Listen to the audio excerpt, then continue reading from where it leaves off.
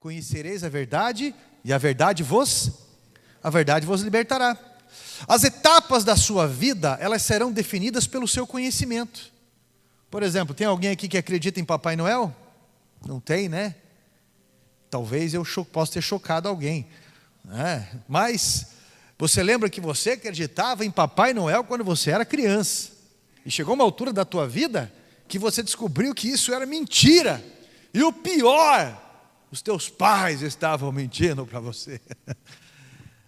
Eu digo essas coisas porque depois que você descobriu essa verdade, isso não vai mais entrar em você. Você foi chocado, não tem como você esconder, isso está pregado em você, porque você conheceu uma verdade e ela te libertou de uma ilusão, não é?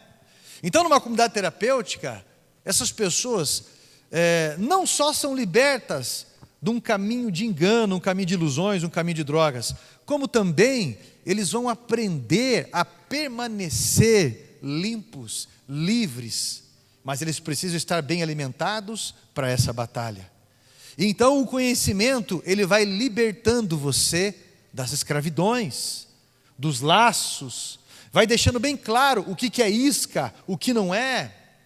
E aí, meu irmão, quem trabalha com libertação precisa ter uma sintonia com Deus, porque, pastor, mas o que você está sentindo ali? Eu sinto o reflexo da batalha. Muitos de nós iremos sentir o reflexo da batalha, e com que intuito, pastor? Uma que você vai perceber o que está acontecendo, mas a outra questão, se trata de uma questão territorial, uma questão geográfica. Quando eu assumi a igreja ali, antes de eu assumir a igreja, eu acho que isso faz uns 23 ou 24 anos, perto disso, nós viemos para ministrar louvor ali. E aí, do outro lado da rua, estava esfaqueando uma pessoa. E o culto continuou rolando normal. A gente fica com o olho assim, ó. Na hora de voltar, o carro do pastor na época era um Uno. Aqueles Uno que parecia do Fred Flintstone. Só faltava frear com o pé. Meu irmão, pra você ter uma ideia, nós fomos com aquele carro no borracheiro. O borracheiro falou: rapaz, eu falei para você que ia sair tanto para arrumar o teu pneu, mas não compensa arrumar esse pneu aqui, ainda de câmera. Ele tem muito furo. Eu tenho uma outra câmera aqui, vai sair tudo por um preço de custo para você, na verdade, porque agora eu me encurralei com a minha palavra. Você tem uma situação, numa descida ali, que hoje eu sei que é a descida da casa da irmã Ana Aguiar, é uma descida, meu irmão, forte. E o pastor falou: pois é, estamos sem freio. Tudo para ajudar. Com um carro daquele jeito, parece que não precisa nem de inimigo. Até o capeta ficar sentado olhando ali, comendo pipoca com sazon, sabor enxofre ali. Uma série de situações acontecendo. E aí Deus me chamou para ajudar ali. E eu lembro que quando eu estava ajudando, a pastora Ivanildo me chamou e falou: Carlos, eu tive uma visão. E eu vi uma seta, eu vi uma flecha sendo atirada em você, grandão assim, escrito inveja e não sei o quê, e batia no escudo da fé, e você tinha um escudo da fé, mas você sentia tudo aquilo e blá, blá, blá, blá, blá, blá. Eu falei: entendi, pastor, eu sempre escuto, sempre respeito, mas o intuito qual que era dessas batalhas? Teve várias situações. O intuito é afastar, é intimidar. Por quê? Porque ali ou aqui, Deus tem um propósito muito grande. Então, o primeiro ponto que me chama a atenção aqui, quando fala que Deus vai cobrir com as suas penas, Deus não tem pena, não é? Ele fala, ele dá ordem aos seus anjos ali tem uma simbologia a respeito dessas coisas. Ele vai cobrir com as asas, ele vai proteger, né? Essa é a ideia. E ele diz ali que você não precisa nem ter medo noturno, nem da flecha que voa de dia. O que é flecha que voa de dia? Bem, meu irmão, a seta que voa de dia. A seta que voa de dia é que tem o objetivo de te afastar de um território. Por quê, pastor? Porque a guerra, ela também é territorial. É espiritual, mas também é territorial. Satanás, ele quer afastar você da onde você frutifica de verdade. Satanás quer afastar você. Eu sempre digo isso. Quem tem que ser da tua casa não é teu filho adolescente, não é teu marido, não é tua esposa, não é teu enteado. Quem tem que ser a tua casa é o diabo. Porque a guerra, ela é também territorial. Quando você assiste aqueles filmes de batalha medieval, aquelas batalhas, aquelas guerras, você vai perceber primeiro que o ataque do inimigo é com flechas. Porque o intuito da flecha, meu irmão, é afastar o adversário, dividir o adversário, machucar o adversário. E você vai perceber que essas flechas, elas têm o intuito de intimidar o adversário. A batalha, meu irmão, sempre é territorial, literalmente. Por mais que a batalha seja espiritual, ela é territorial. Satanás, ele quer afastar você de casa, ele quer afastar você do ministério, da família, ele quer afastar você do templo, ele quer afastar você da igreja, ou de onde você frutifica. Agora tem algum ponto mais interessante, é o segundo ponto que me chama a atenção. A Bíblia diz também em Efésios 6,16, que ele lança setas ou dardos inflamados. E aí tinha um costume, principalmente medieval, que eles pegavam a flecha e ali tinha um espaço que eles colocavam alguma coisa com betume. É uma espécie de asfalto. Ali eles colocavam, é um piche. Ali eles colocavam fogo e eles atiravam. Mas por que isso, pastor? Quando tinha aqueles territórios todos fechados, com muralhas altas, ou seja, como for, e você atirava aquelas flechas inflamadas, aquilo ia em cima de telhados que geralmente eram de palha, ou se não caiu em cima das carroças, ou mesmo que caísse no chão, aquilo fazia uma fumaça, e aquilo confundia as pessoas, confundia muito.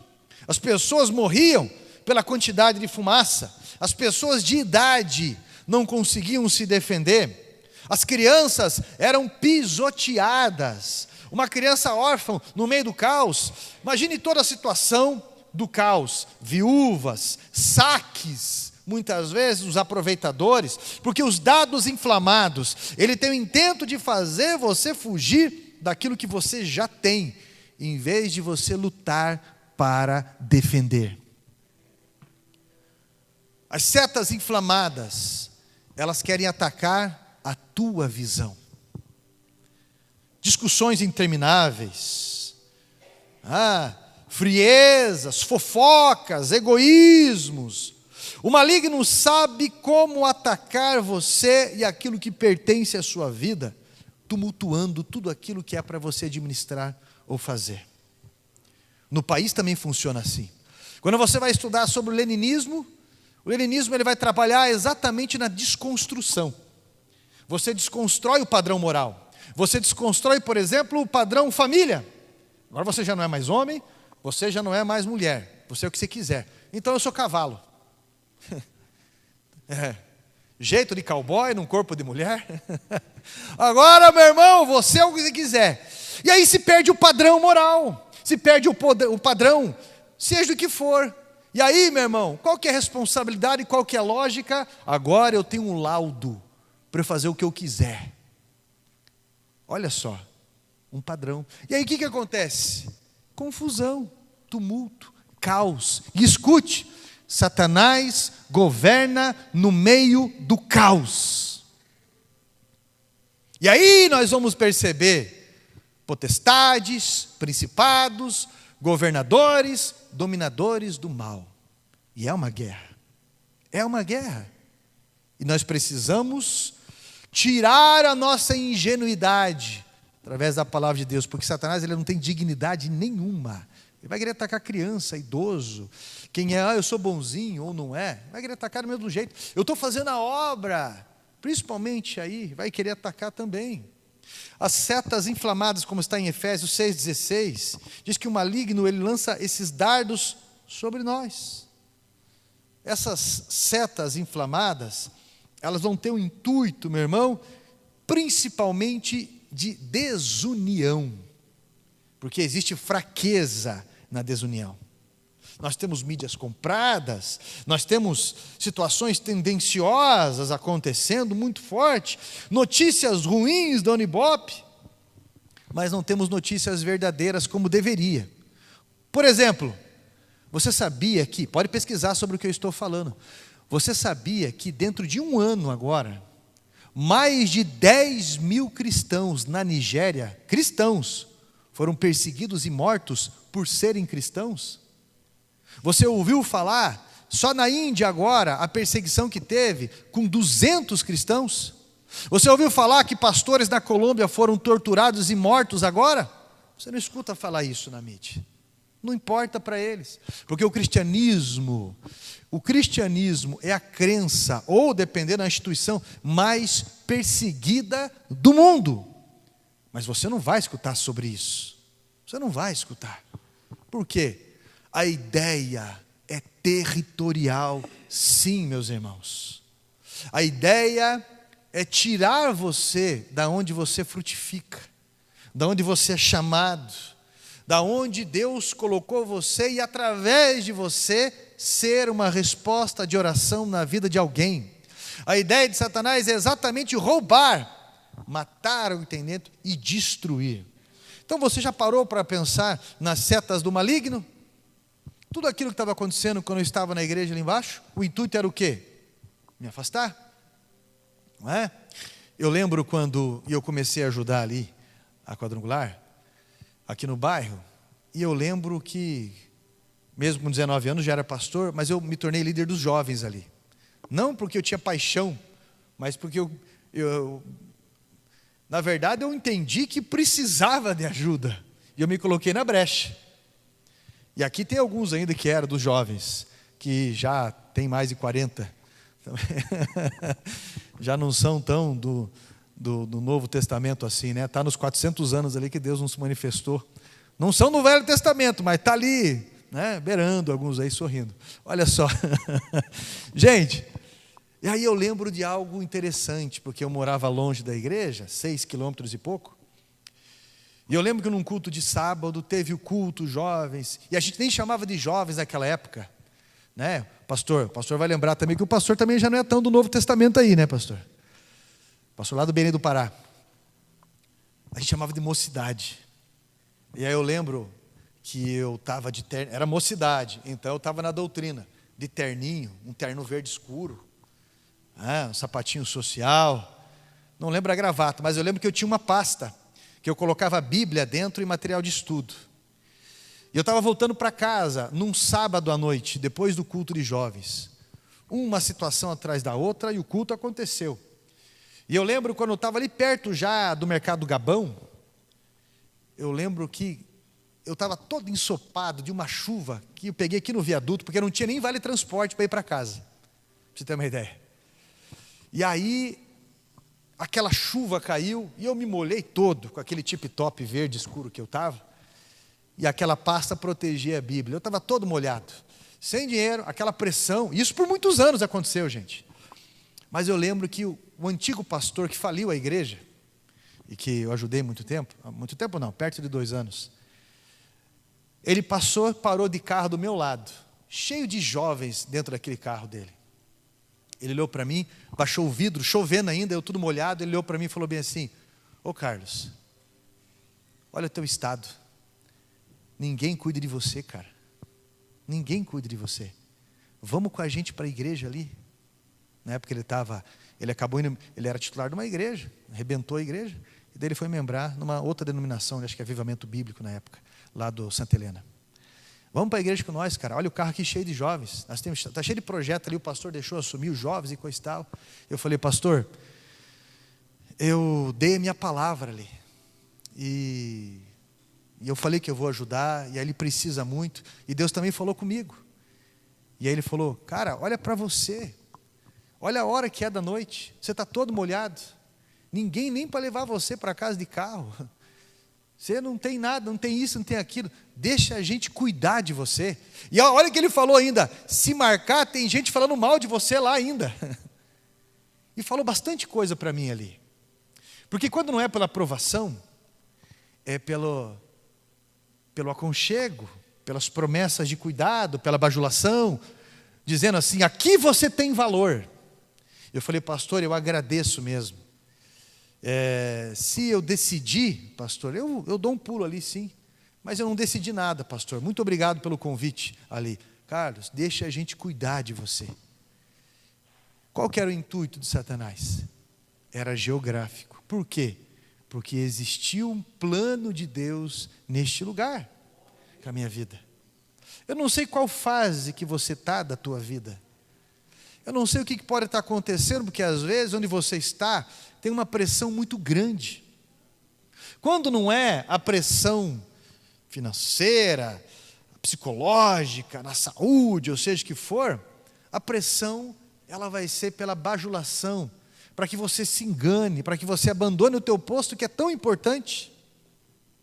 Acorda, meu irmão, isso é uma guerra.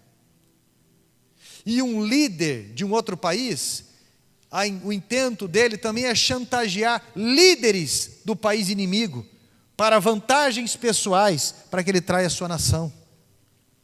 Terceiro ponto, você já reparou que há lugares que parece que você não é bem recebido como você gostaria? Ambientes que você tem até amor, um desejo, mas sente um peso, um julgamento sobre você? Deus tem um plano sobre a sua vida neste lugar. Amém? Lá no seu trabalho talvez tenha uma situação rixosa, ou alguém que faz você se sentir muito mal. Essa seta, ela causa dúvida, tentação, agonia, resistência, medo muitas vezes. Medo. Olha, meu irmão, eu lembro que há 11 anos atrás, quando a gente comprou o terreno aqui, 12 anos aliás, comprou o terreno, e aí aqui, pastor, foi 340 caminhão de terra, de 14 metros aqui, para aterrar isso aqui. Eu acompanhei tudo, desde a época que a gente começou a tirar o mato aqui, né? Acabou derrubando até algumas coisas, mas a construção do muro, de tudo, eu estava junto e ajudando, cada vírgula, cada pintura, tudo. E eu lembro que uma noite, eu tive um sonho que aqui na frente da entrada da igreja, tinha alguns cachorros grandes, algumas hienas, assim, no sonho. E aí poxa, o que é isso? E aí um desses pegou e falou: vocês não vão entrar aqui. Falei: o quê? Falou com colérico, rapaz, é agora que eu vou entrar. E aí, se fosse em Colombo, ia falar assim: pulei de voadeira. Mas como é aqui, eu falei: não, eu fui com tudo. E eu fui. Quando eu cheguei dentro aqui do terreno da igreja, veio é um sonho, tá, gente? Mas veio uns homens de boné vermelho, camisa vermelha e facão na mão, e falou: aqui vocês não vão entrar, aqui é nosso. Eu falei: nós compramos isso aqui no nome de Jesus, está escriturado e registrado no nome da igreja, e nós vamos vir para cá, já em nome de Jesus, é vocês que vão sair. E eles ficaram parados assim, me olhando, e eu fiquei com aquela cara assim, né, talibã convertido. E aí eu vim orar aqui na igreja, vim orar no terreno, vim com o povo da igreja e começamos a orar. E eu vi um anjo muito grande, colossal, atravessando o terreno da igreja com uma espada na mão. E eu tive muita paz. Porque cada vez que você vê um anjo, ou você terá um grande livramento, ou você está tendo um livramento muito grande. Porque dependendo do nível da batalha que você está enfrentando, milagres podem acontecer, ou Deus pode permitir com que os teus olhos naturais, eles sejam abertos, para que você se firme. O apóstolo Paulo, ele estava numa cidade chamada Corinto, lá na Grécia. E ali era o berço da, entre aspas, deusa Afrodite, que era a deusa da fertilidade. Ali tinha um templo construído para essa, entre aspas, deusa, que ficavam 1000 sacerdotisas, que raspavam a cabeça, raspavam o corpo, passavam óleo e ficavam à disposição daqueles mercadores, por ser um lugar de passagem, para a fertilidade. Elas eram sacerdotisas ali, mas estavam ali com o intento de engravidar realmente. E olha o nível daquela cidade, olha a situação complexa. Quando Paulo chega ali, tudo é contrário à palavra de Deus, porque a mulher ela tinha uma atenção, um valor muito menor do que o do homem. Para você ter uma ideia, tanto filósofos quanto os gregos ali, Eles achavam que você ter relação com o mais novo, com o homem mais novo, era mais nobre do que ter relação com uma mulher. Você pode estudar sobre o que eu estou falando. E aí o que eu acho interessante é que Paulo já não estava aguentando mais aquele lugar, mas no capítulo 1, verso 18, a Bíblia, 18 e 19, a Bíblia diz que o próprio Jesus vem, se manifesta ali a Paulo e fala para ele: eu não quero que você saia daqui, porque eu tenho muitos dos meus neste lugar. E não foi só ali não que o próprio Cristo se manifesta para Paulo. Você vai ver em outras passagens o próprio Deus falando para Paulo onde ele deveria permanecer, por mais que a vontade dele era sumir por tamanha resistência e pressão. Paulo, ele teve a visão do macedônio se debatendo e dizendo para ele: ajuda-nos, salva-nos por favor. E aí então ele vai seguir o chamado de Deus, porque a batalha, ela é territorial. Ele pega o barco e ele vai em sentido da Macedônia, e ele desembarca numa região chamada Filipos. E quando ele desembarca ali, a Bíblia diz que nos dias que ele ficou ali, tem uma jovem, uma moça, que quando ele passa, essa moça diz bem assim: verdadeiramente esse aí é um homem de Deus. E os dias vão se passando, e aquela mulher vai falando: esse aí é de Deus, não tem reprovação, esse aí é homem de Deus. Satanás, ele também gosta de desbaratinar e tentar atacar a vaidade. Deus deu um discernimento ao apóstolo Paulo, ele olha para aquela mulher e repreende o demônio de adivinhação que estava nela. Mas ela era escrava de um homem que se aproveitava dela e lucrava com isso. E então esse Paulo foi denunciado, Paulo e Silas. E a Bíblia diz que receberam 39 chibatadas cada um e foram para uma prisão. Olha só, Paulo teve uma boa recepção ali ou não? Estava fazendo a obra de Deus. Paulo foi de uma forma calorosa recepcionado? Não, ele recebeu chibatadas, foi para uma prisão. E olha o que é o entendimento maduro de uma pessoa que tem ligação com Deus. Estava lá Paulo, estava Silas. Tem duas possibilidades: ou eles eram muito desafinados, ou o poder de Deus foi grande naquele lugar, porque quando eles começaram a louvar a Deus, o poder de Deus se manifesta. Há um terremoto, as algemas caem ali. E aí aquele carcereiro, que nós não sabemos o nome, que estava pronto para cometer suicídio, porque ele deveria defender o seu cargo com a sua própria vida, quando ele vai cometer suicídio, Paulo diz: não faça mal para você, não faça mal nenhum, porque nós estamos todos aqui. E a Bíblia traz de uma forma muito resumida o que aconteceu. Nós só sabemos que aquele homem olha para Paulo e diz: o que eu preciso fazer então para ser salvo? E Paulo diz: crê no Senhor Jesus, você, crê no Senhor Jesus também a tua casa, e vocês serão salvos. Uma igreja começou ali na cidade de Filipos. Já ouviu falar dos filipenses? É uma igreja que foi gerada através de um amor sacrificial. Uma igreja onde o apóstolo Paulo, na carta aos Filipenses, é a carta da alegria. A carta, meu irmão, que ele escreve e não tem repreensão, só alegria. E ele continua em direção onde ele precisava ir. Mas eu preciso que você entenda que Deus tem um chamado aonde Ele semeou você. Deus tem uma libertação naquele lugar através de uma ferramenta que tem o teu nome.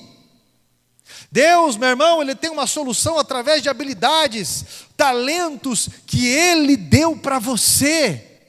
E é interessante, muitos lugares que são aparentemente lugares que nos intimidam, que nos despertam curiosidade, são lugares que, na mesma hora que nos pressionam, nos trazem vida. Porque as pessoas não vão entender direito. As pessoas podem não reconhecer, mas essa tua ligação com Deus vai gerar vida dentro de você, vai transbordar algo muito grande, e as coisas vão acontecer. Não só lá, mas de alguma forma a tua vida avança, meu irmão. De alguma forma, pode ter certeza, você não pode fugir, porque é pior. Não é um versículo, tá? Não é um versículo. um ditado popular que diz que se você correr, o bicho pega. Se você orar, é o bicho que corre. Se você se posicionar, é o bicho que corre, porque é ele que tem que sair do território. E às vezes você está sozinho, uma pressão na cabeça, pensamentos negativos não param de vir, e você começa a achar que você está atrasado na tua vida, que todo mundo avança, e daqui a pouco você pensa como todo e qualquer homem de Deus ou mulher de Deus já pensou: como eu sou burro, por que eu tento fazer tudo sozinho? Por que as coisas acontecem com fulano e comigo não? Por quê? Paulo fala bem assim, né? Olha, as coisas que eu quero fazer eu não consigo, e o que eu não quero fazer, acontece. Miserável homem que sou. E você começa a se degladiar muitas vezes, porque o intuito de Satanás é te intimidar, te inibir, te acusar. Todos nós aqui pecamos hoje, não tenha dúvida. E se nós estamos aqui, é pela enorme graça de Deus, pela misericórdia de Deus, não tenha dúvida. Mas Satanás, ele quer intimidar você, para que você nem abra a tua boca para louvar, para que você nem se voluntarie. Satanás, se ele não quer atacar nessa área, tentando te intimidar, você não é digno. Ele quer intimidar você numa outra área, na outra área. Não são dignos de você. Há uma injustiça muito grande. Ele vai tentar de alguma forma, porque o intuito é inibir você e depois afastar você do território. Você vai ver um auxiliar do apóstolo Paulo, chamado Demas, que um ano, na carta de Gálatas está escrito ali: o meu auxiliador, o meu amado obreiro Demas. Na outra carta você vai ver que ele só fala Demas, ele não fala meu obreiro amado não. E na outra carta, em 2 Timóteo, ele vai dizer que Demas, amando o presente século, me abandonou. Territorial, e foi para Tessalônica. Territorial. Se você abandona o projeto que Deus tem para a tua vida, você retarda as tuas próprias bênçãos. Cuidado com o orgulho, porque quando a seta cai certinho no orgulho, meu irmão, olha, quem que é aqui que não gosta de ser cuidado? Quem é aqui que não gosta, meu irmão, de ser reconhecido naquilo que faz? Quem aqui que não gosta de ser honrado ou honrada naquilo que faz? Mas a obra de Deus, ela não se limita a isso. Ela não se estabelece nesse tipo de reconhecimento. Entenda, como que você espera ser honrado tanto assim em um mundo que crucificou o nosso Senhor Jesus? E Ele mesmo disse: no mundo você vai ter o quê? E olha o conselho dele, tem o quê? Longanimidade, né? Tenha um bom ânimo, tenha um longo ânimo, porque eu venci o mundo. Olha, quando nós começamos a olhar demais para a nossa vida, nós nos intimidamos, porque a gente vê um poço de tristeza, de revolta, de agonia, de medo. Mas quando nós olhamos para Jesus, meus irmãos, Ele vai falar algo interessante para a gente ali em Mateus 11, 28, né? Vinde a mim, vós que estáis e sobrecarregados, porque eu vos conheça de mim. Conheça sobre mim, Jesus fala. Eu sou manso e humilde de espírito, e você vai achar descanso para a sua alma, porque o meu jugo é suave, o meu fardo é leve. Alguns aqui conhecem jugo, né? Eu já ganhei 2, mas lá em casa não tem mais espaço para essas coisas de chácara, né? Uma coisa ou outra só. Até as rodas de carroça que estavam de lustre lá eu tirei, falei, vou deixar reservado para outro ambiente aqui. Mas jugo é aquilo que vai sobre os cavalos ali, ou sobre os jumentos e tudo mais. Por quê? Para eles puxarem carroça, para eles puxarem peso e tudo mais. E aí eu peguei e levei ele para casa de recuperação, e eu perguntei para ele, sabe o que é isso aqui? Isso aqui é um jugo. Você pode escrever o versículo aí. Isso aqui é jugo. E todos nós temos uma missão. Todos nós temos que puxar algo na vida. Todos nós temos responsabilidade. Mas Jesus estava falando aqui com ele, Isso é leve. Mas não se iluda achando que é porcaria o serviço, como dizem. O que ele está falando, que com ele, meu irmão, o trabalho é dele. O meu trabalho, como diz a música, é descansar nele. Antes de você entender que é cristão, querer andar com Jesus, você tem que aprender a descansar no que ele já fez. No que ele já fez por mim, no que ele já fez por você. Ele nos faz, como diz Efésios 2, nos assentar com ele nos lugares celestiais. Qual o merecimento nosso? Quando você se assenta, você não se apoia nas tuas pernas, você se apoia nas pernas da cadeira. Nos assentar nele é nós descansarmos aquilo que ele já fez. Sabe por quê? Porque os desafios que nós estamos enfrentando hoje, daqui a pouco isso vai resolver, e amanhã vai aparecer outros desafios, mas ele sempre estará conosco. Ele envia pessoas, ele abre portas. Alguém deposita dinheiro na tua conta, você descobre uma herança, alguém chega, a partir de hoje eu vou te ajudar. De alguma forma ele cura, de alguma forma ele causa algo importante dentro de você, uma mensagem, um entendimento que desbloqueia a tua mente, a tua vida, a tua confissão, e as coisas acontecem, porque as coisas vão acontecer para quem anda junto dele. Por isso que fala aí no início, aquele que habita no esconderijo do Altíssimo, a sombra do Onipotente descansará. Sombra não é para quem está longe, é para quem está perto.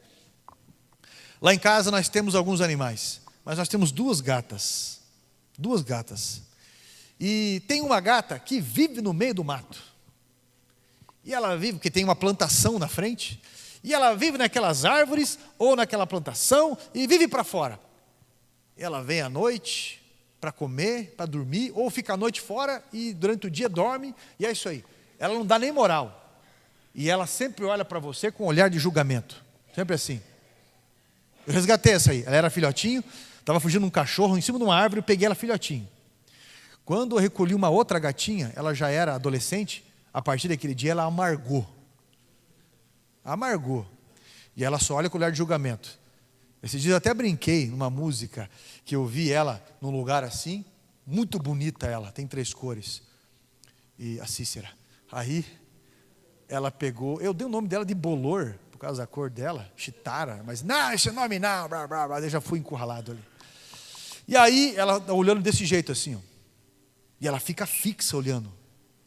Meu Deus do céu. Eu falei, ó, que vontade de gravar ali um vídeo e escrever, ou colocar aquela música. Aqui estou mais um dia, sob o olhar sanguinário do vigia. Porque ela olha assim, e ela não fica perto, ela não sabe receber carinho. Compensação tem a outra gatinha, a Sandra. A gente resgatou ela na praia. Aquela dava vontade de cantar para ela. Te encontrei, toda remelente, estrochada no bairro, entregas. Meu irmão, e eu andava lá na casa da minha mãe na praia, falei, mas o que é esse miado que sai fraquinho de longe? Aí teve um dia que eu ouvi as cachorras latindo, eu cheguei embaixo de umas tábuas e tinha aquela filhotinha cinza, seca, aqueles pelos assim, tudo. Meu Deus do céu, parecia um pedacinho de manga, seco, embolorado, com os... tadinha. Eu peguei ela, já veio no meu colo e ela é grudada, tá uma bola de gorda. Onde você vai? Se eu estou martelando alguma coisa, ela está do lado, miando, olha para mim. Eu acordo, a primeira coisa que ela faz é ficar trançando as minhas pernas, pedindo para que eu faça uma bolinha. E não é qualquer papel. Tem que ser papel de caderno, papel de receita, para eu jogar para ela brincar. Isso, e ela traz para mim a bolinha, eu jogo para ela e ela traz. Só que daqui a pouco ela vai brincando, joga aquilo debaixo do sofá, ou de algum lugar que ela não consegue, e daí ela vem pedir outra. E aí ela vem pedir ração. E aí onde eu vou, a gente só não deixa subir em cima da mesa, mas ela está ali. E ela quer vir no colo, e às vezes eu esqueço que ela está perto, ela vem e me gruda aqui, porque ela quer ficar junto, quer ela ficar no colo, ela é grudenta. Eu tenho 2 gatas, uma que fica longe e uma que fica perto. Qual que você acha que ganha mais carinho? Qual que você acha que tem mais atenção? Qual que você acha que ganha mais ração? Porque eu sou campeão para comer coisa diferenciada, porcaria, ou seja o que for. E essa gatinha, meu irmão, para frango, para peixe, para... Meu Deus do céu. Por isso que ela está daquele jeito redondinho, um pelo bonito. E olha, se eu vou... Você está assistindo, ela vem no colo, você formiga as pernas, porque aí você não quer tirar ela te intimida. Se você estica as pernas, ela vem em cima, e ela no ombro, e meu Deus do céu, chega a morder a gente às vezes. Ah, meu Deus do céu. Eu falo essas coisas para você, porque às vezes você está se sentindo tão carente, às vezes você está muito longe, né, de quem você deveria estar. Paulo, o quarto ponto que eu quero mostrar para vocês aqui, para finalizar, Paulo nos aconselha em Efésios capítulo 6, versículo 11, a resistirmos os dardos do inimigo com a armadura de Deus. Como é que você quer ir para uma guerra sem proteção? Tem louco para tudo. Como é que você quer ir para uma guerra sem instrução? Como é que você quer ir para uma guerra sem uma tropa? Eu já sei, pastor, como é que eu vou para uma guerra sem uma tropa. Eu sou o Rambo. Meu irmão, isso é em filme. Isso é em filme. Eu falo essas coisas para você, porque se você for assistir Rambo 3, você vai ver que o Rambo já está bombadão ali, né? Ele já está cheio das injeções ali. E daí, beleza. Né? Ele já está famoso, ele já tem aquela cena que ele anda assim, pá. E ali, olha que interessante como é que é a história, né? Porque isso eu acho que aconteceu em 90, 91. O exército americano treinou o exército talibã para que eles causassem terrorismo na Rússia, que os oprimia. Então está lá o Rambo representando o exército americano, e ele fala que ele vai lá, ele vai resgatar o seu coronel, o seu pastor, o seu coach, ele vai lá resgatar. E então ele está cheio de bomba, pá, e cheio de munição, e trocando lâmpada. E de repente está o Talibã ali, e fala para ele assim, nós queremos ir junto com você. E aí o Rambo fala, o Rambo que está indo sozinho. Ele diz assim, mas é suicídio. E o Talibã fala para ele, nós, no dia do nosso juramento, já morremos. Você lembra do dia do teu batismo nas águas? Eu morri para esses valores aí do mundo que só me trouxeram solidão, tristeza, um vazio. E eu nasci para Deus. E agora, como disse Martim Lutero, no dia do meu batismo eu pensei que o velho homem tinha morrido, mas eu aprendi que o desgraçado sabe nadar. E eu tenho que afogar ele todo dia. Não é? Nós já morremos. Até o Rambo, em ficção, ele precisou de um exército para o ajudar. Porque teve uma hora lá que ele ia morrer e alguém ajudou ele. Quem é você para caminhar sozinho? É um corpo de Cristo. É um corpo. E nós temos que nos ajustar, e a Bíblia diz que Jesus, ele é glorificado no corpo. Jesus é glorificado no nosso relacionamento dentro do corpo. É o que está escrito. Nós não conseguimos vencer sozinho, meus irmãos. Nós precisamos entender que o nosso propósito é resgatar e cuidar uns dos outros. E Deus nos dá as armas necessárias, mas também a proteção necessária para tudo isso. Se eu não tiver essa armadura, eu vou ser presa fácil. E se eu tiver essa armadura, eu terei condição de chegar lá no capítulo 13, onde o conselho é que eu resista ao dardo inflamado. No capítulo 13, no versículo 13, o dardo inflamado com o escudo da fé. Tiago capítulo 4, versículo 7 diz assim, sujeitai-vos, pois a Deus, resisti o diácono. É isso que está escrito? Sujeitai-vos a Deus e resisti o diácono? Mas tem gente que acha que é assim, né? Sujeitai-vos, pois a Deus e resisti ao diabo, e o diabo fugirá de vós. Sabe o que significa resistir? Significa conservar-se firme, não sucumbir, não ceder. Mas para você resistir, você precisa estar bem alimentado na palavra. Para quê, pastor? Porque a palavra, meu irmão, a palavra é alimento para a nossa fé. E é uma das maiores armas que Deus nos deu. Por que fé, pastor? Porque a fé nos faz olhar além da fumaça desse dardo inflamado. Os olhos da fé faz você enxergar além dos desertos, faz você enxergar além da morte. Porque os olhos da fé faz você enxergar a vitória e faz você ter paz hoje, e mesmo no meio do tormento de um mar, faz você ter equilíbrio num barco no meio do desequilíbrio. Amém?